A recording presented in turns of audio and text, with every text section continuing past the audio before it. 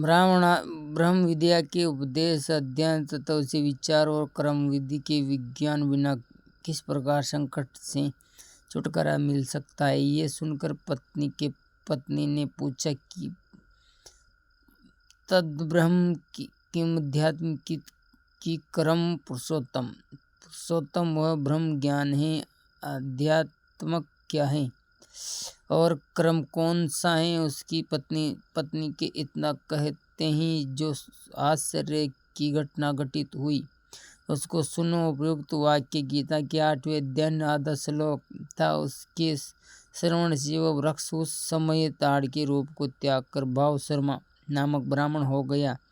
तत्काल ज्ञान होने से विशुद्ध चित्त होकर वह पाप के चोले से मुक्त हो गया तथा उस आधे श्लोक के ही मातम्य से वे पति पत्नी भी मुक्त हो गए।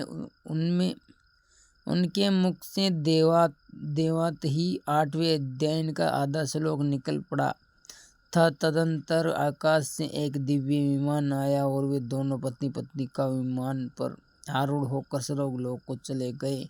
वहाँ का ये सारा वृत्तांत अत्यंत आश्चर्यजनक था।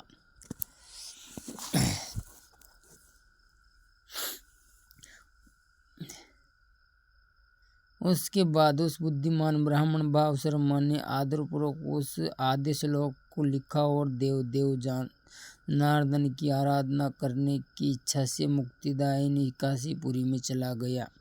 वहाँ उस उदार बुद्धि वाले ब्राह्मण ने भारी तपस्या आरंभ की। उसी समय क्षीण सागर की कन्या भगवती लक्ष्मी हाथ जोड़कर देवताओं के भी देवता जगतपति जनार्दन से पूछा, नाथ आप सहसा नींद त्याग कर खड़े क्यों हो गए हो?